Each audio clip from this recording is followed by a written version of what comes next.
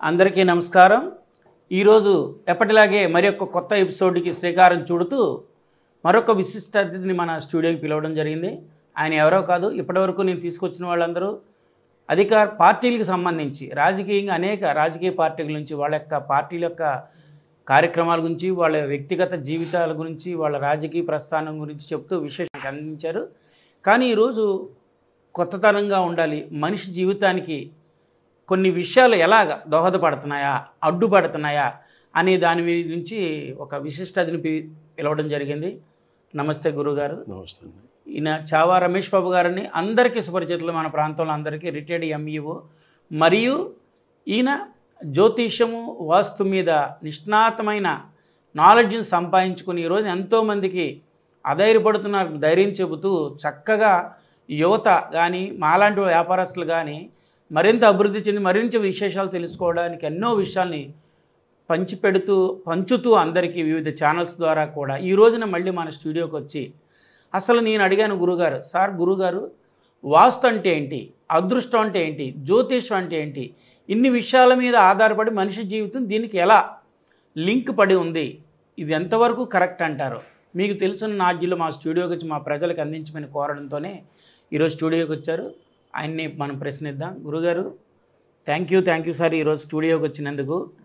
నమస్తే అండి. అందరికీ చాలామందికి వాళ్ళ అభివృద్ధి చెందుతున్న వాళ్ళు ఏమనుకుంటారంటే పైకి ఏదో అంటారు, దేవుడి దయ అంటారు, కానీ ఇదంతా నా యొక్క గొప్పతనమే, నేను తెలివైన వాడిని, మిగతా వాళ్ళు తక్కువగా ఉన్నారంటే నా అంత కష్టపడట్లేదు, నా అంత తెలివిగా వ్యవహరించట్లేదు అంటూ చెబుతారు. కానీ నాకు తెలిసిన నాజ్యులో ఎవరైతే అభివృద్ధి చెందిన వ్యక్తి కన్నా తెలివైన వాళ్ళు, ఎక్కువ కష్టపడుతున్న వాళ్ళు, నిజాయితీ పరులైన కొంతమంది ఎదుగు బొదుగు లేకుండా ఒక దగ్గర ఆగిపోతా ఉన్నారు. ఆధ్యాత్మిక చింతన ఎక్కువగా ఉంటారు, మంచి పనులు చేస్తూ ఉంటారు, కానీ అసలు ఏమీ చేయడు, ఏ మంచి పని చేయడు, ఒక ఆధ్యాత్మిక చింతన కానీ అతను అలా ఎదిగిపోతూ ఉంటాడు. ఇన్ని రకాల లోకంలో చూసి చాలామంది కానీ అదే నాకు ఇల్లు వాస్తు దోషం ఉందిరా అందుకే నాకు డబ్బులు కలిసి రావట్లేదంట, లేకపోతే మా అబ్బాయి జాతకం ఏదో బాగాలేదు అందుకని నేను చేసే వ్యాపారం సక్సెస్ అవ్వట్లేదంట, ఇలాగ 199 మాట అంటే వింటున్నాం. సార్ అసలు నేను ఒకటే క్వశ్చన్ అడుగుతున్నా, ఒక మనిషి జీవితంలో ఎదగడానికి కష్టాన్ని నమ్ముకోమంటారా, అదృష్టమో లేదా జాతకం దాన్ని నమ్ముకోమంటారా? ఓం శ్రీ గణాధిపతే నమః. శ్రీ మాతాపితృభ్యో నమః. సిటీ కేబుల్ ప్రేక్షక మహాశయులందరికీ కూడా నమస్సుమాంజలి. చాలా కాలం తర్వాత మరలా మేము ముందుకు రావడం జరిగింది. కరోనా తర్వాత నేను మళ్ళీ బాహ్య ప్రపంచానికి రాలేదు, ఏ కార్యక్రమానికి నేను అన్నిటికీ దూరంగా ఉన్నాను. కానీ ఇవాళ కేబుల్ మన ఎండి గారు శ్రీనివాస్ గారు ఫోన్ చేసి, సార్ ఇలా ఒక కార్యక్రమం పెట్టాలనుకుంటున్నాను, ఏంటి అంటే, కార్యక్రమం మంచిదే, సరే నేను వస్తాను అని చెప్పి నాకు తోచింది చెప్తానని చెప్పి నేను రావడం జరిగింది. అయ్యా మీరు అడిగిన ప్రశ్నల్లో అది మానవ జీవితానికి ప్రస్తుతం కాదు, గతంలో కానీ వర్తమానంలో కానీ భవిష్యత్తులో కానీ మానవాళికి ఉపయోగకరమైనటువంటి ప్రశ్న తప్ప మరొకటి కాదు. నన్ను నేను నమ్ముకున్నని బ్రతుకుతున్నాను. జంతువునా నరజన్మ దుర్లభమత పుంస్త్వం తతో విప్రత. వివేక చూడమణిలో చెప్తాడు శంకరాచార్యుల వారు. అన్ని జీవుల కంటే కూడా ఉన్నటువంటి 84 లక్షల జీవరాశుల్లో కూడా మానవ జన్మ ఉత్తమమైనది. జంతువునాం నరజన్మ దుర్లభం అత పుంస్త్వం తతో విప్రత అంటూ చెప్పుకుంటూ వచ్చి, ఆత్మానాత్మ వివేచనం సనుభవో బ్రహ్మాత్మన సంస్థితి ముక్తిన్నో శతకోటి జన్మ సుకృతై పుణ్యైర్ వినాలభ్యతే అంటాడు ఆయన శంకరాచార్యులు వారు. మోక్షం అంటే మోక్షం రాదురా నాయన, ఎన్నో కోట్ల జన్మల యొక్క నీ అనుష్ఠాన కర్మను బట్టి కానీ మోక్షం రాదు అని ఆ వివేక చూడమణిలోనే శంకరాచార్యులు వారు చెబుతాడు. ఇక్కడ ఏమిటంటే అదృష్టమా కష్టం. మరి ఈ జన్మ యొక్క విధానం ఏమిటి అంటే రాముల వారిని దశరథ మహారాజు అరణ్యానికి పంపుతాడు.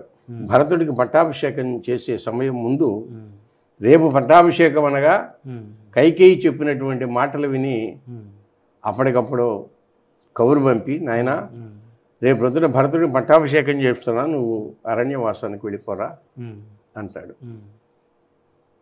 పితృవాక్య పాలకుడు కాబట్టి అలాగేనన్నాడు, మారు మాట్లాడలేదు. ఎదురు ప్రశ్న కూడా వేయలేదని వేయలా, ఎందుకు ఏమిటనే ప్రశ్నించలా. పితృవాక్యం అలాగా. మనమైతే గొడవలు పెట్టుకుంటాం, యుద్ధం జరిగిపోతుంది ఇవాళ కాలంలో. ఆనాడు అలా వెళ్ళిపోవడానికి సంసిద్ధుడైనప్పుడు లక్ష్మణుడు కూడా అనుసరిస్తాడు. లక్ష్మణుడు తల్లి సుమతి చెబుతుంది, అయోధ్య మఠమేం విద్ధి మాం విద్ధి జనకాత్మజాం అని చెప్పి ఇవన్నీ చెప్పి అక్కడ అతనికి ధైర్యం చెప్పి, నాయన అదే అయోధ్య అనుకో, తల్లి సీతాదేవి నీ తల్లి అనుకో, మా విద్ధి జనకాత్మజాం తండ్రి రాముడు అనుకో, నువ్వు వెళ్ళమని చెప్పి తల్లి అనుజ్ఞ ఇస్తుంది లక్ష్మణుడికి. సీతాదేవి అంటుంది, నాథా నువ్వు వెళ్ళే ముందు ఈ అరణ్యాలలోకి వస్తున్నావు కదా, ఎంతో భోగభాగ్యాలు అనుభవించి పెరిగినటువంటి వాడవు, నువ్వు నడుస్తుంటే కాస్త ముందుగా నేను అనుసరించి ఆ ముళ్ళు అవి అవి ఉంటాయేమో, ఆ మార్గంలో నువ్వు నడవలేవు కదా, సుకుమారుడు కదా, నేను ముందు నీ బాటను సుగమం చేస్తాను అని చెప్పి సీతాదేవి చెబుతూ, ఏ అవతారమైతే నువ్వు రాముడుగా ఉద్భవించావో, ఏ కారణం చేత నువ్వు ఉద్భవించావో, రామావతారాన్ని ఉద్భవించావో, దానికి ఆ రావణ సంహారం కోసం నీకంటే ముందుగా నేను అక్కడికి చేరి నీకు సహకరిస్తాను అని కూడా చెబుతుంది అక్కడ. మరి అదే విధంగా వీడు అపహరించడం, అక్కడ సీతాదేవి అక్కడ ఉండటం అనుకోకుండా ఇవన్నీ కూడా జరిగాయి. కారణం లేనిదే కారణాభావే కార్యాభావ తర్కం. అది ఒక కార్యం చేసావంటే కారణం లేనిదే కార్యం చెయ్యం, అది తర్కం అది అని చెబుతుంది. చెప్పి అది లక్ష్మణుడు అంటాడు, సుమిత్ర వెళ్ళమంది బాగానే ఉంది, లక్ష్మణుడు అంటాడు వెళుతూ ఉన్నప్పుడు, రాజు క్షాత్రధర్మం గనక అయినట్లయితే ఎవరైతే ప్రేరణ చేశారో వాళ్ళని ఎదిరించి నోరు మూయించి మన పట్టాభిషేకాన్ని మనం స్వీకరించాలి, కానీ ఎందుకు భయపడి వెళ్ళిపోతున్నావు అన్నాడు. ఎవరితో? రాముడితో. నేను పితృవాక్య పాలకుడిని. మనం ఇది దైవికంగా జరిగిందనో, మీరు అడిగిన ప్రశ్న ఏమిటంటే అదృష్టమా దురదృష్టమా దైవికమా, ఇది మన కర్మ ఫలమా ఏమిటి, ఇది ఈ జన్మ యొక్క విధానము, ఈ కార్యానికి కారణం ఏమిటి అనేటువంటిది మీరు ప్రశ్నించారు. దానికి నేను అక్కడికి పురాణాంతర్గతంగా వెళ్ళవలసి వచ్చింది సందర్భాన్ని బట్టి. అక్కడ క్షాత్రధర్మం అయితే ఎదిరించి పోరాడి విజయాన్ని తెచ్చుకోవాలి, అంతేకాని రాజు చెప్పాడు కదా అని చెప్పి దానికి అంత సందర్భం లేకుండా నీవు అక్కడికి పట్టాభిషేకాన్ని ఉద్యుక్తులయ్యే సమయంలో భయపడి అక్కడికి వెళ్ళిపోవడానికి వీలు లేదు. వంగి క్షాత్రధర్మాన్ని ప్రదర్శించాలి, కానీ వెక్కుపెట్టినటువంటి బాణాన్ని మళ్ళీ వదిలిపెట్టేటువంటి విధానం భీరుత్వం అనేటువంటిది రాజుకు పనికిరాదు అనేటప్పటికీ పితృవాక్య పాలన చేస్తున్నాం కానీ మరొక విధానం కాదు నాయన లక్ష్మణ, నీవేమీ మాట్లాడొద్దు అంటాడు అక్కడ. అని లక్ష్మణుడికి సర్ది చెబుతాడు, వెళ్ళి ప్రయాణం అవుతారు.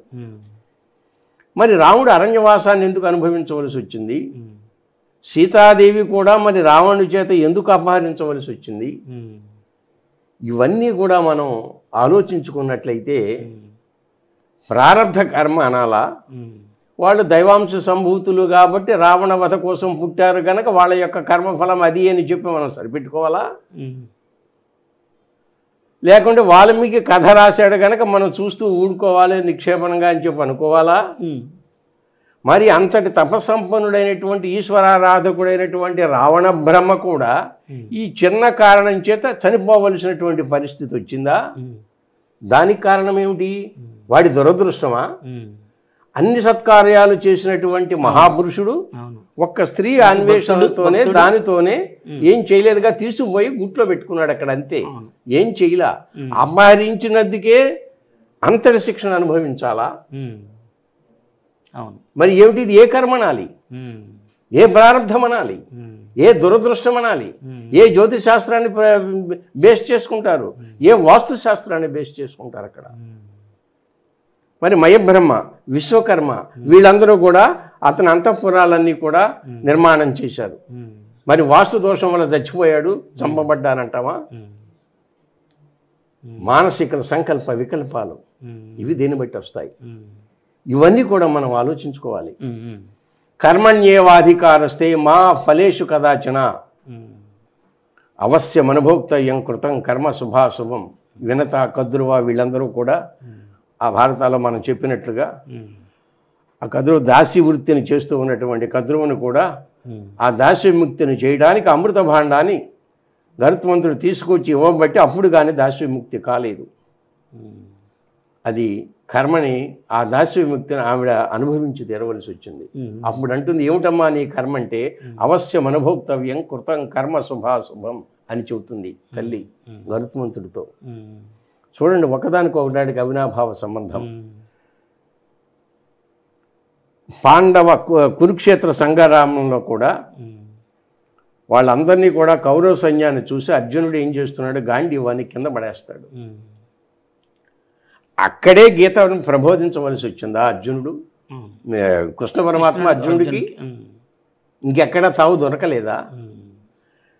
యుద్ధానికి సంసిద్ధులైనటువంటి సమయంలో మానసిక క్లేశం చేత గాంధీవాన్ని కింద పడేసినప్పుడు త్యక్వా ఉత్తిష్ట పరంతప, లే ధైర్యాన్ని పొందు, నీ కార్యక్రమాన్ని నువ్వు నిర్వర్తించు అని చెప్పి ప్రబోధించాడు. అప్పుడు మరలా కార్యోన్ముఖుడై మరలా శత్రు సంహారం చేసి మొత్తం మీద విజయాన్ని సాధించాడు. అంటే అక్కడ ఏమిటి? కర్మని పరిచయించలా. కర్మణ్యేవాధికార తే మా ఫలేషు కదాచన అని శాసించాడు. అక్కడ నువ్వు కర్మ చేయంతే, ఫలితం నీ చేతుల్లో లేదు. చచ్చేవాడవు నీవు కాదు, చంపబడేవాడవు నీవు కాదు, నువ్వు కాదురా నీ పని నువ్వు చేయరా అన్నాడు. అది అయిపోయింది. భీష్ముడు కూడా ధర్మరాజుకు చెబుతాడు, నాయనా ఎంతటి క్లిష్ట పరిస్థితులు వచ్చినప్పటికీ కూడా మనిషి ధర్మాన్ని వదిలిపెట్టకుండా తన కర్తవ్యాన్ని తాను ఆచరించినటువంటి మహనీయుడు ప్రతి ఒక్కడు కూడా మహోన్నతుడే. అంటే నీవు ధర్మబద్ధంగానే నడిచావు, కానీ ఆ ద్యోతమనో మరొకటనో ఇవన్నీ కూడా నువ్వు కష్టాలని, ఇవన్నీ కూడా అరణ్యవాసాలని, అజ్ఞాతవాసాలను ఇవన్నీ అనుభవించవలసి వచ్చింది. ఏం చేసి అనుభవించవలసి వచ్చింది? నీ ప్రారంభ కర్మ ఏమిటి అవన్నీ నీకు తెలియదు. గర్భస్థమైనటువంటి శిశువుకి అంటే ఇప్పుడు ఇందులో కూడా జ్యోతిష్ శాస్త్రాన్ని అన్వయించాలా లేదా అనేటువంటి దానికి కూడా కొంత మీమాంస ఉంది. మాతృగర్భంలో ఉండేటువంటి శిశువు, ట్విన్స్ కూడా ఉంటారు కదా ఒకసారి, అవును ఉంటారు, ఈ ఆపోజిట్ డైరెక్షన్లో మాతృగర్భంలో ఉంటారు శిశువులు. భూపతనం వరకు కూడా తీసుకున్నట్లయితే తల్లి పేగు నుంచి విడిపడేటంత వరకు కూడా, భూపతనం అయ్యేంత వరకు కూడా ఆ మాయలోనే, ప్రారంధ స్థితిలోనే ఉంటారు అనేది మన శాస్త్రాలు కానీ ఇతిహాసాలు కానీ అన్నీ చెబుతున్నాయి ప్రామాణికంగా. అంతవరకు తెలియదు. ఈ చేతుల్లో ఉండేటువంటి ముడతలు కానీ, గీతలు కానీ, ఈ గీతలు ఇవన్నీ కూడా వాడి యొక్క ప్రెజర్ వల్ల, అలాగే మనిషిని పోలిన మనిషి ఈ గీతలు కూడా మ్యాచ్ అవ్వంటారు. ఇవన్నీ కూడా ప్రారంధ కర్మను బట్టి ఇక్కడ ఈ గీతలు అనేటువంటివి ఏర్పడ్డాయని, ఇక్కడ ఈ అరిచేతుల్లో కూడా గ్రహస్థితులు ఉన్నాయి అని. ఈ ఫార్మిస్ట్రీ ఫస్ట్ నేను స్టడీ చేశాను, ఎప్పుడంటే నా 19వ సంవత్సరంలో. కానీ ఇది 50 సంవత్సరాలు దాటిన తర్వాతే పర్ఫెక్షన్ వస్తుంది, కానీ బిలో పర్ఫెక్షన్ రాదు అనేటువంటిది కూడా నేను గ్రహించి, మానవ జీవితం 50 ఏళ్లకే చాలా వరకు అయిపోతుంది కదా, 25 నుంచి స్టార్ట్ అయినా 60 సంవత్సరాల లోపు బాగా కష్టపడి వాడు పైకి రావాలనుకుంటాడు. సైడ్ లైన్స్ వస్తే వాడు పాజిటివ్ నెగిటివ్ అవుతుంది, నెగిటివ్ పాజిటివ్ అవుతుంది. వాళ్ళ సంతానం ఉంది అంటాం, రేపు లేకపోవచ్చు ఇంకోటి అడ్డగీత వచ్చి, వీడు బ్రహ్మాండమైన భోగం అంటాడు, మళ్ళీ అడ్డగీత వచ్చి లేదు అనొచ్చు. చిన్న చిన్న మార్పులు వస్తాయి, వస్తాయి, గ్యారంటీగా వస్తాయి. అందుచేత ఇది ఈ లోపల వరకు కూడా పర్ఫెక్షన్ ఇవ్వదు. మానవుని యొక్క ప్రారంధము అనేది ఒకటి ఉంది, ఈ ప్రారంధ కర్మ. ఈ ప్రారంధ కర్మ వలన తినాలని అనుకుంటాం, అన్నీ ఇష్టట్లో వడ్డించే ఉంటాయి, ఈ లోపల పైనుంచి బలి పడుతుంది, తినే యోగం లేదు అక్కడ. అవి ఇష్ట గురుగారు ప్రారంధ కర్మ అంటే మనం పుట్టడంలో అంటే పుట్టిన సమయం, అదే గర్భస్థమైనటువంటి శిశువులో ప్రారంధ యొక్క విధానం అనేటువంటిది నెమరేసుకుని ఉండి తల్లి గర్భం నుంచి బయటకు వచ్చినాక మాయా ప్రపంచంలో పడిపోతాడు వాడు. ఈ మాయా ప్రపంచంలో పడిపోయి గతాన్ని మర్చిపోతాడు. అందుకనే ఇవాళ సమయాలు ఎట్టు వచ్చాయంటే న్యాచురల్ డెలివరీస్, నార్మల్ డెలివరీస్ లేవు, సిజరీన్ వచ్చేసి. వాడు గత జన్మ యొక్క ఫలాన్ని బట్టి ఏ టైంలో వాడు పుట్టాలో ఆ టైంలోనే పుట్టాలి. అది అమావాస్య కావచ్చు, దుర్ముహూర్తం కావచ్చు, మరొకటి కావచ్చు, దుష్ట లగ్నమే కావచ్చు. దాన్ని వదిలిపెట్టి వాళ్ళ ముహూర్తాలు చూస్తున్నారు, ఇవాళ ఈ టైం అండి, ఏ నక్షత్రం అండి. ఇవి చూసినంత మాత్రాన వాడి ప్రారంధ కర్మ పోతుందా? పోదు. చాలామందికి చెప్పాను నేను, 50 రూపాయల కాగితం మీద పక్కన 0 పెట్టి ఇదిగోనండి 500 అని చెప్పాను, దానికి వ్యాలిడిటీ వస్తుందా? 50 రూపాయల కాగితం దాని మీద పక్కన 0 చుట్టూ ఇదిగోనండి 500 అంటే దానికి వ్యాలిడిటీ వస్తుందా? 100 రూపాయల కాగితం మీద పక్కన 0 పెట్టి ఇదిగోనండి 1000 అంటే వ్యాలిడిటీ వస్తుందా? అది 100 కదా. అలాగే నాయనా నీ ప్రారంధ కర్మ ఎన్ని మార్చినా మారదు. అర్థమైందా? కొంతమంది యాగాలు పూజలు చేస్తూ ఉంటారు, మొక్కులు చెల్లిస్తూ ఉంటారు సార్, చంటి బిడ్డ చేయిస్తూ ఉంటారు, దానికి వస్తున్నా. కొందరు నన్ను తిట్టుకోవచ్చు, ఏంటి ఈయన బద్ధ వ్యతిరేకిగా ఉన్నాడు అని. నేను ఈ రోజుకి ఇన్ని సంవత్సరాల్లో గత 45-50 సంవత్సరాల బట్టి నేను జాతకం కానీ వాస్తు కానీ సలహాలు ఇస్తూనే ఉన్నాను. ఎవ్వరికి ఈ శాంతులు చెయ్యి అని నేను చెప్పలా. ఎందుకనంటే చంటి పిల్లవాడు పాక్కుంటూ వెళతాడు, వెళుతూ వెళుతూ ఉండగా ఏదో దెబ్బ తగిలింది, తలుపు మరొకటో ఏదో గుమ్మమో తగిలింది, క్యారమని ఏడ్చాడు, ఏడుస్తున్నాడు. తల్లి ఏం చేస్తుందో నా బాబే నాయన అని చెప్పి అనుకుని దగ్గరికి ఎత్తుకుని ఆ భుజం తట్టో ఇది తట్టో మిమ్మల్ని కొట్టో నన్ను కొట్టో ఆ తలుపును కొట్టో ఏదో మాయ చేస్తుంది. ఏం చేసింది అక్కడ? మైండ్ డైవర్ట్ చేసింది. వాడు ఒక 5 నిమిషాలు ఏడ్చి ఈయన్ నవ్వుతాడు, మర్చిపోతాడు. ఈ తలకి దెబ్బ తగిలి అది వాసింది. ఆ వాసినటువంటి వాపు 24 అవర్స్ ఉండొచ్చు, 2 డేస్ ఉండొచ్చు, లేకుంటే చిట్లి 1 కుట్టో 2 కుట్లో పడవచ్చు. ఆ 2 రోజులకు వాడి కర్మ అనుభవిస్తున్నాడా? నువ్వు మాయ అయితే చేసావు, కర్మ ఎక్కడికి పోయింది? అర్థమైందండి? అందుకని నేను చెప్పేది ఏమిటంటే, నువ్వు శాంతులు చేసినంత మాత్రాన కర్మ విమోచన అవుతుంది అనుకోవటం నీ భ్రమ తప్ప మరొకటి కాదు అనేది నేను చెప్పే విషయం. అంతేగాని మరి ఈ శాంతులు ఇవన్నీ కూడా అంటే గ్రహాలు ఉన్నాయి మనశ్శాంతి కోసం. నాకు రోగం వచ్చింది, డాక్టర్ దగ్గర తీసుకెళ్ళి ఇంట్లో తనుకుంటూ ఉన్నాను, డాక్టర్ దగ్గర తీసుకెళ్ళి హాస్పిటల్లో పడేశాను. డాక్టర్ గారి దగ్గరికి వచ్చేసానికి ఆయన చూసుకుంటాడులే అనేటువంటిది ఒక సెల్ఫ్ కాన్ఫిడెన్స్. ఆయన ఎవరో చెయ్యేశారని అస్తవాసి మంచిది, నాకు తగ్గిపోయినట్టు అనిపించింది, అదొక విధానం. అది అంతే, సెల్ఫ్ సాటిస్ఫాక్షన్.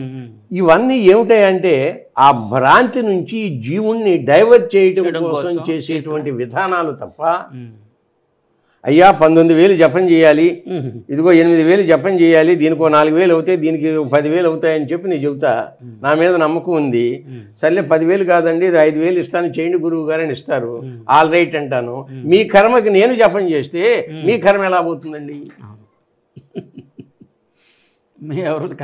మీరు ఆలోచించండి. అంటే నేను ఇంకోటని కాదు, కర్మ మీది, మీ నెత్తి మీద భారం మీరు దించుకుంటే తప్ప మీ సుఖంలో దాంపత్య జీవితంలో కూడా పురుషుని యొక్క ఆనందం పురుషుడిది, స్త్రీ యొక్క సుఖం స్త్రీది తప్ప ఒకరిదొకరికి రాదు.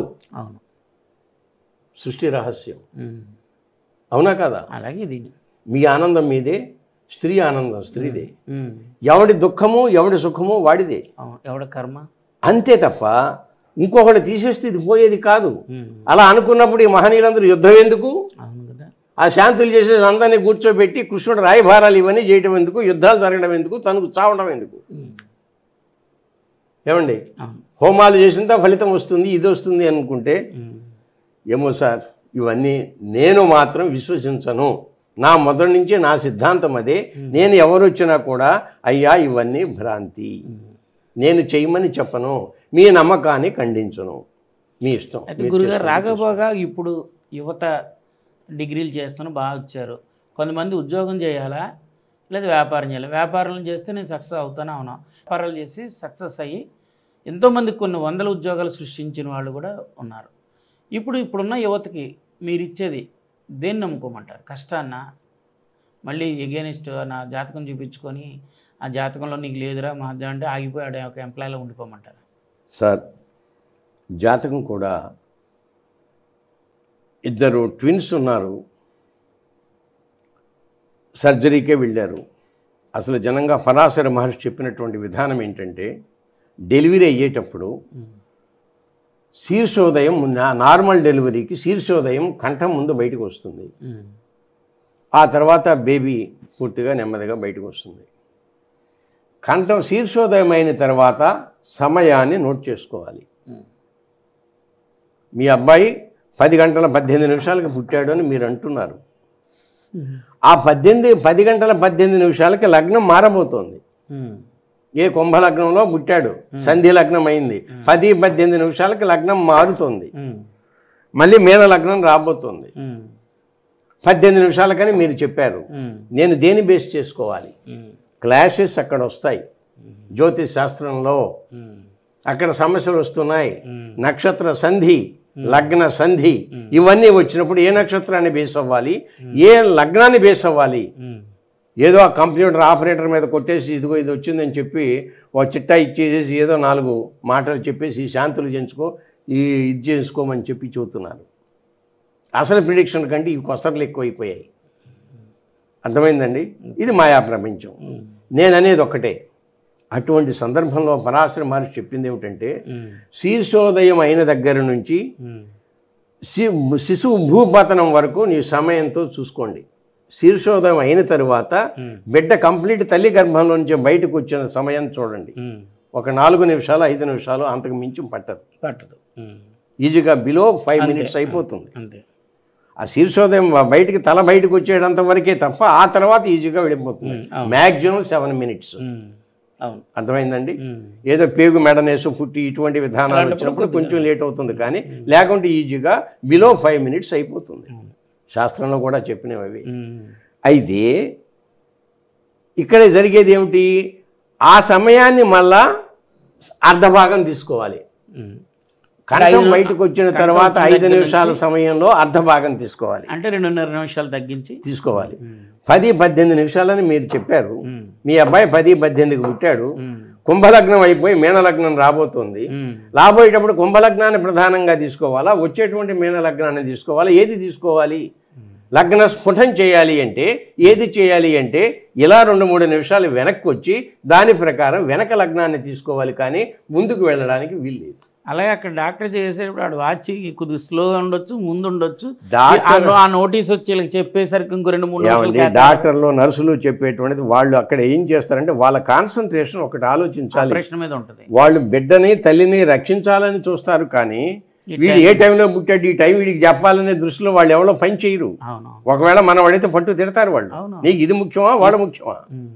అందుచేత అది చేసినప్పుడు విఘ్నుడైనటువంటి జ్యోతిష్కుడు ఎవడైనా సరే ఈ టైం వీళ్ళు ఇచ్చారు కాబట్టి ఈ సమయానికి ముందు వెనకలు కూడా మనం 5 నిమిషాలు సంధ్య లగ్నం వచ్చినప్పుడు ఆలోచించాలి.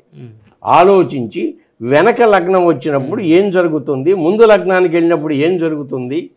సుమారు నా దగ్గరికి వచ్చేవాళ్ళు టయాలు సరిగ్గా ఉండవు. 10 నుంచి 11 అండి, 10:30 నుంచి 11:30 మధ్య అండి, ఈ మధ్యలో 2 లగ్నాలు పారిపోతాయి, చెప్పండి అండి అంటారు. ఏం చేయాలి అప్పుడు? అలాగే ఒక ఆమె మిమ్మల్ని ఇలా క్వశ్చన్లు వేస్తా అంటే చెప్పారు, ఆవిడకి అడగమన్నారు గురుగారు మీ మంచి ముహూర్తం టైం అని ఒక పెద్ద గురుగారు అంటే ఈ టైంకి అలా చేయించండి అమ్మ ఆపరేషను, మీ ఫ్యామిలీ డాక్టర్ కదా అని టైం పెట్టుకున్నారట. ఆ డాక్టర్ గారు చెప్పారు, అందరూ నర్సులు ఉన్నారు, డాక్టర్ ఉన్నారు, అందరూ ఉన్నారు, ఎనర్జీక్ష రాలేదట.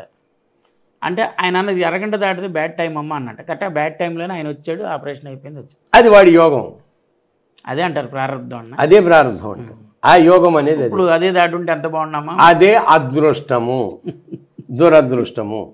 అదృష్టం అంటే ఏమిటి, దురదృష్టం అంటే ఏమిటంటే, అదృష్టం అంటే అన్నీ సుఖంగా జరిగినటువంటిది అదృష్టం. బంగారు సంఖ్యళ్ళు, ఇనప సంఖ్యళ్ళు అని రెండు ఉన్నాయి. ఇనప సంఖ్యళ్ళు వేశారనుకోండి, దుఃఖాలు కష్టాలు అనుభవించాలి, అవి ఇనప సంఖ్యళ్ళు. అక్కడ క్షోభ ఉంది. ఈ సుఖాలతో కూడినటువంటి విధానం అంతా కూడా బంగారు సంఖ్యళ్ళు. నువ్వు బాగుపడ్డావు, నువ్వు 100 కోట్లు సంపాదించావు, మళ్ళీ నా కొడుకు ఇంకో 100 సంపాదించాలి. ఇవాళ 1000 కోట్లు 10,000 కోట్లు ఇవన్నీ ఏమిటండి, దౌర్భాగ్యాలని ఏమిటి, ఎక్కడ తీసుకుపోతున్నారు? ఇవన్నీ తెలుసు కూడా మనం వదలలేకపోతున్నాం. అంటే ఏమిటంటే ఇదే మాయా, ఇదే భ్రాంతి. అక్కడ ఇక్కడ జరిగేటి ఏమిటంటే ఈ దురాశ, పేరాశ, అక్కడ సుఖంలోనూ భ్రాంతి, కష్టము రెండు ఉన్నాయి. కష్టాన్ని సుఖం పైన భారం ఉందండి, గడ్డి మోపు దూసుకుని 1 కిలోమీటర్ 2 కిలోమీటర్లో బస్తా మోసుకొచ్చిన వాడు సుఖం అంటే ఎలా ఉంటుంది అంటే దాన్ని కింద పడేసిన తర్వాత ఆహా అని రిలాక్స్ అవుతాడు. ఒక గడ్డి మోపు కింద పడేసిన వాడు ఆ కాసేపు సుఖం అంటాడు. దుఃఖం అనేది ఎలా ఉంటుందంటే, సుఖ దుఃఖానికి నిర్వచనం వివేకానందుడు చెప్పింది కూడా, ఓ పుండు లేచింది, దాన్ని గోక్కున్నంతసేపు మహాసమ్మగా ఉంటుంది, ఆహా ఆహా ఆహా అనుకుంటాం ఆ వీణావాదంలో. ఆ కాసేపు దురదంతా అది పోయిన తర్వాత అది మంట ఎత్తుతుంది, అక్కడ దుఃఖం ఉంది, దీని ప్రక్కనే దుఃఖం ఉంది.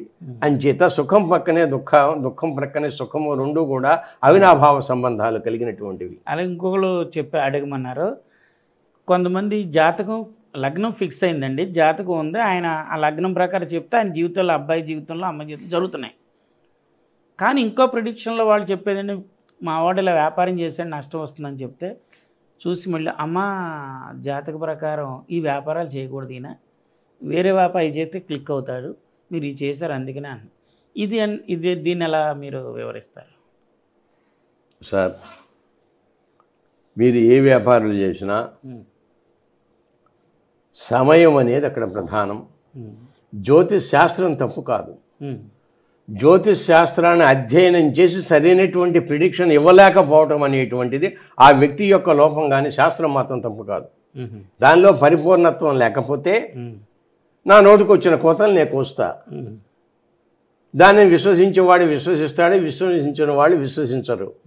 ఏమండి పంతులు గారు మీరు ఏదో చెప్పారు, బ్రహ్మాండం అన్నారు, ఇదన్నారు, ఇదన్నారు, ఇది జరగలేదండి, ఏంటంటే తప్పుకోవడానికి ఒకటి, నువ్వు చెప్పిన టైం తప్పయా, నేనేం చేయను, నువ్వు చెప్పిన టైంకి ఇలా జరగాలి, అది జరగలేదంటే నేనేం చేయను అని నేను ఎస్కేప్ అవుతా. తప్పెవడిది? వాడది. పర్ఫెక్షన్ ఎక్కడ? జ్యోతిషం. అందుకని ఇవన్నీ నమ్మకండిరా, మీ కర్మని మిమ్మల్ని మీరు విశ్వసించండి, నిన్ను నీవు నమ్ముకో. అదే ఆధ్యాత్మిక విధానం చెప్పేది కూడా అదే. ఇంటర్నల్గా ఇవన్నీ కూడా కాదు, ఇవన్నీ మాయా ప్రపంచంలో ఒక్కొక్కటి ఒక్కొక్క విధానంగా సృష్టించబడ్డాయి. అది పర్ఫెక్షన్ రాదు. ఆ మిహిరుడికి వరాహం చేత చచ్చిపోతాడని చిన్నప్పుడు చెబితే, వరాహం చేత చచ్చిపోవడం ఏమిటరా అంటే, వాడు ఆ పిల్లవాడు వెళ్ళి ఆ పంది రూపంలో ఉన్నటువంటి రాయి మీద శిల మీద పడ్డాడు కనుక చచ్చిపోయాడు. అందుకని వరాహ మిహిరుడు అని చెప్పి ఆయనకి. అలాగే కొంతమందికి నీకు ఈ ప్రమాదం పొంచి ఉంది, కొద్దిగా శాంతులు చేసుకో, వాళ్ళని చోటకెళ్ళి పూజలు చేయని శాంతులు చేయించారు. అయినా కానీ చిన్న యాక్సిడెంట్ ఏదో జరిగింది. తర్వాత ఆ గురువుగారిని వెళ్ళితే, అరే బాబు శాంతులు చేయడం నీకు పెద్ద ప్రమాదం జరగలేదు, చిన్న ప్రమాదంతో బయటపడ్డా అన్న ఇలాంటివి కూడా జరుగుతాయి. సమయాన్ని ఒకటి సార్, దుశ్శకునాలు ఉన్నాయి, విధవరాలు ఎదురొచ్చింది, లేదా కట్టెల మోపు ఎదురొచ్చింది, పిల్లి ఎదురొచ్చింది, కుక్క ఎదురొచ్చింది, ఇవన్నీ కూడా శకునాలు. ప్రతిదీ కూడా అనుమానాస్పదాలు. భార్య మీద భర్తకి నమ్మకం లేదు, భర్త మీద భార్యకి నమ్మకం లేదు, తల్లిదండ్రుల మీద బిడ్డలకు లేదు, బిడ్డల మీద తల్లిదండ్రులకు లేదు. పూర్వకాలం అలా లేదు కదా. ఇవాళ వచ్చింది ఈ దౌర్భాగ్య పరిస్థితి అంతా. తెలివితేటలు ఎక్కువై విశ్వాసం లేదు, అవిశ్వాసమే, ఒకరికొకరికి అవిశ్వాసం. ఇదంతా ఎక్కడి నుంచి వచ్చిందంటే, శాస్త్రాలన్నీ ఎప్పుడు కూడా కరెక్ట్గానే చెప్పాయి, కానీ తన మీద తనకి విశ్వాసం లేదు. ముందు తనకు కావాల్సింది ఏ విశ్వాసం లేదు? సెల్ఫ్ కాన్ఫిడెన్స్ లేదు. సార్ నేను పరీక్ష పాస్ అవుతానా తప్పుతానా? ఏం తక్కువ బిళ్ళాట? తప్పుతాను. కష్టపడి చదవాలి కదా. చదవకుండా తెలుగుగలవాడు ఇక్కడ పడ్డాడు, తెలుగు తక్కువవాడు పక్కన ఉన్నాడు, ఈ తెలుగువాడు పక్కన ఉండడం వల్ల ఈ తెలుగు తక్కువవాడు పాస్ అయ్యాడు. అది వాడి అదృష్టం అన్నాం.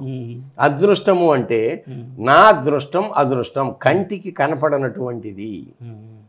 అంటే జ్యోతిష్ శాస్త్రం కూడా చెప్పింది ఏంటంటే మీరు ఎంత చెప్పినప్పటికీ కూడా 90% ఆర్ 99% కరెక్ట్ కనుక టైము ఇవన్నీ కూడా ఉన్నట్లయితే 90% వరకు మీరు ఇవ్వచ్చు. 99% అనుభవజ్ఞంలో ఇచ్చిన తపస్సంపన్నుల మీద ఉపాసనా బలం చేత మీరు చెప్పగలిగిన రిమైనింగ్ 1% ఉంది చూసారా, 0.1 99 చెప్పారు, 1% ఉంది, దట్ ఈస్ ది ఫేట్. అది అదృష్టం, అది కంటికి కనిపించదు, అది నీ ప్రాకృత జన్మ. నేను ఒక పెద్ద ఆఫీసర్ని, నాడీ గ్రంథాల గురించి చెప్పినప్పుడు కూడా ఒకే ప్లేస్లో మీరు అడిగిన పాయింట్కి నేను ఇక్కడ చెబుతున్నా కరెక్ట్ ఆన్సర్ ఇది. ఒకే ప్లేస్లో 2 తల్లులు ఉన్నారు హాస్పిటల్లోనే అనుకోండి, డెలివరీకి వచ్చారు. ఇద్దరికి ఎట్ ఏ టైం నిమిషం సెకండ్ టైం లేకుండా ఇద్దరికి సంతానం జరిగింది. ప్లేస్ ఒకటే, టైం ఒకటే. దాని ప్రకారం ఇద్దరి జాతకాన్ని నేను కరెక్ట్గా నన్ను రాయమంటే నేను ఒకే విధంగా రాయాలి. ఈ లగ్నంలో పుట్టాడు కనుక వీడు ఇలాగ అవుతాడు, ఇలాగ అవుతాడని చెప్పి నేను కరెక్ట్గానే ప్రిడిక్షన్ ఇవ్వాలి. అంతే కదా మరి, శాస్త్ర శాస్త్ర ప్రకారం ఏది తప్పదు, డిగ్రీ డిఫరెన్స్ లేదు. కానీ అలా జరగడంలా వాట్ ఈస్ ద రీజన్? ప్రారబ్ధ కర్మ బలీయమైందా, జ్యోతిష్ శాస్త్రం బలీయమైందా? ఈ రెండిటికి ఉన్నటువంటి మానవ జీవితం పైన ప్రారబ్ధ కర్మ యొక్క ప్రభావం ఎంత పర్సంటేజ్ ఉంటుంది, జ్యోతిష్ శాస్త్రం యొక్క ప్రభావం ఎంత పర్సంటేజ్ ఉంటుంది, ఈ రెండిటి యొక్క నిష్పత్తి ఎంత అని ఒక మహాపెద్ద పండితుడిని అడిగా నేను. ఈ 2 చేతులు ఉన్నాయి కదా, దేని కర్మ అది చేస్తుంది అన్నాడు ఆయన. కర్మవశాత్తు విధివశాత్తు నాకు ఒక చెయ్యి లోపించిందండి, ఒక్క చెయ్యే ఉంది, 2 కర్మలు కూడా దీంతోనే చేసుకుంటున్నాను, అప్పుడు పరిస్థితి ఏమిటి? ఏం చెప్పాలి అప్పుడు? No answer. ప్రారబ్ధ కర్మ బలీయమైంది అనేది నిర్వివాదాంశము. ఆ ప్రారబ్ధ కర్మను బట్టే ఈ టైంలో నీకు ఇది జరిగింది. ఒక్కటి సార్, మీరు తినవలసిన యోగం ఉన్నప్పుడు శ్మశానం దగ్గర కూర్చున్న ఆహారం మీ దగ్గరికి వస్తుంది. తినవలసిన యోగం లేనప్పుడు అంశతూలికా బాంక్ మీద కూర్చున్నా మీకు అది రాదు. ఎంత గాలి పీల్చాలో, ఎంత నీరు తాగాలో, ఎన్ని మెతుకుల ఆహారం మనం స్వీకరించాలో అంతా ఖచ్చితంగా స్వీకరించేటంత వరకు ఈ జన్మ తిరిగి పోవటం అనేది, మానవ జన్మ పోవడం అనేది జరగదు. ఆ శ్వాస కూడా అంతే, ఆ ఉచ్ఛ్వాస నిశ్వాసాల యొక్క విధానం కూడా అంతే. ఇది ఏది చెప్పినా కూడా మీరు చెప్పిన ప్రకారం నాకు ఉదాహరణ రాజకీయాల్లోకి వెళ్తే సార్ గోవాలో ఇలాగే 2 ప్రధాన పార్టీలు సమానమైన ఎమ్మెల్యేని గెలుచుకున్నారు. ఒక స్వతంత్ర అభ్యర్థి గెలిచాడండి. ఈ స్వతంత్ర అభ్యర్థి ఇటు వస్తే వీళ్ళు అధికారం చేపడతారు, ఆయన ఇటు వస్తే వాళ్ళు అధికారం చేపడతారు. ఒకళ్ళు ఉప ముఖ్యమంత్రి ఇస్తాను ఒక పార్టీ, నువ్వు మా వైపు వస్తే ప్రభుత్వం చేస్తాను. అవతల పార్టీ ఆలోచించాలి, ముఖ్యమంత్రి ఆడికి ఇచ్చేస్తే గొడవ ఉండదు కదా అని ముఖ్యమంత్రి ఇస్తే ముఖ్యమంత్రి అయ్యాడు. ఒక స్వతంత్ర అభ్యర్థి ముఖ్యమంత్రి అయ్యాడు, అసలు ఏ పార్టీ లేను. దీన్ని మీరన్నట్టే కోవలోకి వస్తున్న అదృష్టం అంటారా? అదృష్టమే, అదే ఫేట్ అనేది. అది 1% ఉంటుంది. వీడి దగ్గర నుంచి వాడి దగ్గరికి పోయింది. ఇది కాదు ఖచ్చితంగా వీడు గెలుస్తాడు అనడానికి నిదర్శనం ఏది? మీ అబ్బాయో మీ చుట్టమో ఎవడో కుర్రాడు ఉన్నాడు, వివాహం కావడం లేదు, 33 years 34 years వచ్చాయి. సార్ మా అబ్బాయికి 34 సంవత్సరాలు వచ్చేసాయి, వివాహం కావటం లేదు, ఏమిటండి చెప్పండి అని అడిగారు క్వశ్చన్. ఆ టీవీలో అడిగినప్పుడు వాడేం చేస్తాడు, ఇదిగోనయ్యా ఇదిగో ఈ కర్మలు ఉన్నాయి, ఈ రాహుకేతులు పూజ చేయాలి, ఈ కాళహస్తిపో శ్రీశైలంబో ఈ శాంతులు చేయి, ఈ దాంతులు చేయి చెప్తారు, కామన్గా చెప్పే పాయింట్ చెప్పేస్తాడు. ఆ విన్నటువంటి వాళ్ళు తల్లిదండ్రులే కాకుండా అతని రిలేషన్ సర్కిల్లో ఫలానా సమెక్స్ ఇంకొకడు ఉంటాడు, ఈ అమ్మాయికి సంతానం లేదయ్యా, మీ అమ్మాయికి సంతానం జరగదయ్యా, పెళ్ళైనా డైవర్స్ అవుతుందయా, ఇవన్నీ చెప్పినప్పుడు ఆ అమ్మాయి జీవితంలో ఉన్నటువంటి సెకండ్ పర్సన్కి తెలిసినప్పుడు ఈ అమ్మాయి లైఫ్ ఏమవుతుంది, ఈ కుర్రవాడి జీవితం ఏమవుతుంది, అది ఒక్కళ్ళు ఆలోచించరే. నేను అందుకనే ఏదైనా జ్యోతిష్ శాస్త్రం వాస్తుశాస్త్రం చెప్పండి పర్వాలేదు, ఇదిగోనయ్యా ఇవి ఇలా మెలకులు తెలుసుకోండి, ఇలా తెలుసుకో. జ్యోతిష్ శాస్త్రం అనేది వ్యక్తిగతానికి సంబంధించింది ఎప్పుడూ కూడా టీవీలో అనౌన్స్ చేయటం అనేది చాలా తప్పని నేను చెబుతున్నా. అది వ్యక్తిగతంగా చెప్పండి. అలాగే ఎలక్షన్ ప్రిడిక్షన్ కూడా చెప్పడం కరెక్ట్ కాదు. ఏమండి నీ ఎదటివాడు నీ జాతకం చెప్పాలి, ఎదటివాడి యొక్క జాతకం నీకంటే బలంగా ఉన్నప్పుడు నువ్వేం చేస్తావు? అంతే కదా. వాటిది కూడా పరిశీలించాలిగా. అవును. నీ ఎదటివాడి యొక్క బలం కూడా చూడాలిగా. అవును. ఆ టైంలో కూడా కరెక్ట్గా ఇస్తున్నారా లేదు? నువ్వు యుద్ధంలో విన్ అవుతావా లేదా అంటే దానికి అదే చెప్తాడు నాయన. అది ఈ భీష్ముడు చెప్పినటువంటి విధానం అదే. నీ కర్మ విధానమే కాదు నాయన, నువ్వు ఏ కర్మ చేసినప్పటికీ కూడా ధర్మాధర్మములతో పాటు ఎదటివాడి యొక్క బలాలను కూడా నీవు పరీక్ష చేసుకొని శక్తియుక్తులను కూడా చూసుకొని నువ్వు సమర్థుడువా అసమర్థుడువా తెలుసుకొని ఎదటివాడు నీకంటే బలవంతుడని అనుకున్నప్పుడే నువ్వు యుద్ధానికి సంసిద్ధుడు కావాలి తప్ప బలహీనుడు అనుకొని నువ్వు ముందుకు వెళ్ళడం అనేది అది క్షాత్ర ధర్మం కాదని చెప్పి నిర్మమాటంగా చెబుతాడు. గురుగారు చాలామందికి ఉన్న అపోహలు అంటారా, నమ్మకం అంటారా? మీరన్నట్టుగా ప్రారంధము, జ్యోతిష్యము, అలాగే అదృష్టము, అలాగే వాస్తు, ఈ 4 ఆటలు ఏది బలీనమైంది? ఇవన్నింటికన్నా కష్టపడడం. ఎస్. ఇప్పుడు ఈ 5 అంశాలు యూత్ దేనికి ఆధారపడాలి అనేది అని మీరు అడిగారు ఇందా క్వశ్చన్. దానికి కనెక్టివిటీ ఏంటి అనేది అంటే, నీ జాతక ప్రకారం నువ్వు ఉద్యోగస్తుడు కాలేవయ్యా అని ఒక ఆయన చెప్పారు పెద్దలు. అంటే ప్రభుత్వం నా దగ్గరికి చాలామంది వచ్చారండి. నేను సహజంగా ఏంటంటే మొహాన మంచి చెడు రెండిటిలో కూడా చెడు ముందు చెబుతా, జాగ్రత్త పడతారని. మంచి అనేది తర్వాత మాట్లాడతా. నెగిటివ్ పాయింట్స్ ఏవైతే ఉన్నాయో అవి ముందు తెలియచేయాలి. నాయనా ఈ పీరియడ్ పర్సనల్గా వాళ్ళకి మాత్రం ఈ ప్రమాదం జరగబోతోంది. భార్యలో లోపం ఉంది, భర్తను బయటికి పంపి భార్యకి చెప్పవలసిన ధర్మం భార్యకి చెప్పాలి. అదేవిధంగా భర్తలో లోపాలు ఉన్నప్పుడు భార్యని కూర్చోబెట్టి చెప్పకూడదు. భార్యని బయటికి పంపించి భర్తలో ఉన్న లోపాలు నువ్వు సరి చేసుకోకపోతే ఇలా జరుగుతుంది, ఈ టైంలో ఈ విధమైనటువంటి నష్టం మీకు రాబోతుంది, జాగ్రత్త అని ప్రికాషన్ ఇవ్వాలి. అదేవిధంగా ఈ బిడ్డ ఇదిగో ఈ అమ్మాయి ఈ తప్పు మార్గంలో నడవబోతుంది, అబ్జర్వేషన్లో పెట్టుకోండి. పిల్లలైతే క్లియర్గా చెప్తా, ఇదిగో ఈ పెళ్లి జరగబోతుంది, ఖచ్చితంగా ఇది ఫెయిల్ అవుతుంది, వద్దు ఈ టైం వరకు ఆగండి, గ్రహస్థితులు బాగాలేదు. ఈ చుట్టుపక్కల సరౌండింగ్స్లోనే చాలా ఎగ్జాంపుల్స్ ఉన్నాయి. అవును అవును, నేను విన్నాను గురుగారు. అందుచేత నేనేంటంటే అక్కడ బోర్డు పెట్టను, పబ్లిసిటీస్ నేను ఇవ్వను. ఎందుకని ఇవ్వను? నాకు క్రౌడ్ ఎక్కువ. రెండోది మైండ్ ఎల్లకాలం ఒకే కాన్సన్ట్రేషన్లో ఉండదు. అందుచేత రెస్ట్ కావాలి ఏజ్ ఫ్యాక్టర్ని బట్టి. ఏదో ఒకళ్ళు ఇద్దరో తప్పదు అనుకుంటే తప్ప, లేకుంటే మాత్రం నేను జాతకాల జోలికి పోవడంలా. వాళ్ళు ఇచ్చే టైం కరెక్ట్ కాకపోవచ్చు, అందుకని నేను వాళ్ళ సంతానాన్ని కూడా తీసుకుంటా. మొన్న హైదరాబాద్లో ఒక చిన్న సంఘటన, 1 వీక్ బ్యాక్ ఒక ఆవిడ జాతకాన్ని అడిగింది. మా అబ్బాయి జాతకాన్ని బట్టి చెప్పండి సార్ అంటే డేట్ అది కరెక్ట్గా లేదు, భర్త డేటు సరిగ్గా లేదు, భర్త ఎట్ ప్రజెంట్ జైల్లో ఉన్నాడు, ఇప్పుడు వస్తాడు. అమ్మ మీ బిడ్డ జాతకం ఇస్తే దాని ప్రకారం వస్తుంది. వాళ్ళ తాతల వరకు కూడా వెళ్ళొచ్చు. మీ దగ్గర అంత నాలెడ్జ్ సబ్జెక్ట్ వస్తున్నారు, ఎందరో వస్తున్నారు, వాళ్ళకి జ్యోతిడే దండాలు పెట్టి పోతున్నారు. ఎందుకనంటే వాళ్ళ భార్య వైపు, తల్లి వైపు, అమ్మమ్మల వైపు జాతకాలకు కూడా డీప్కి వెళ్ళొచ్చు ఒక్క చక్రంలో. అనుభవాలు నేర్పుతాయి. ఈ కురవాడి జాతకాన్ని బట్టి చూసి, అమ్మా కురవాడి తండ్రి బాగానే ఉన్నాడే, జైలు జీవితం కుర్రాడి జీవితంలో కనపట్టలేదే అని చెప్పారు. కాదు సార్ జైల్లో ఉన్నాడు. మళ్ళీ గంట సేపు ఆలోచించి ఇంకా భావచక్రాన్ని ఇవన్నీ కూడా వేసుకుంటూ వెళ్ళి నవాంశ చక్రాల్లోకి వెళ్ళి దశలు కూడా లెక్క కట్టినా ఎక్కడ పోతుందో చూసినా అతని తండ్రి జైలు పాలు లేదు.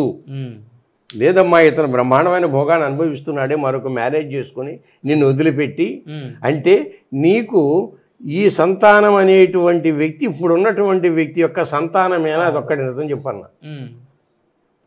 ఆ ఎక్స్ సంథింగ్ అంటే ఏమిటి అంటే అంతటి విధానాలు ఇక్కడ జ్యోతిష్ శాస్త్రంలో ఉన్నాయి. అంతగా ప్రస్ఫుటంగా కనబడతాయి కరెక్ట్ ఇన్ఫర్మేషన్ ఖచ్చితంగా.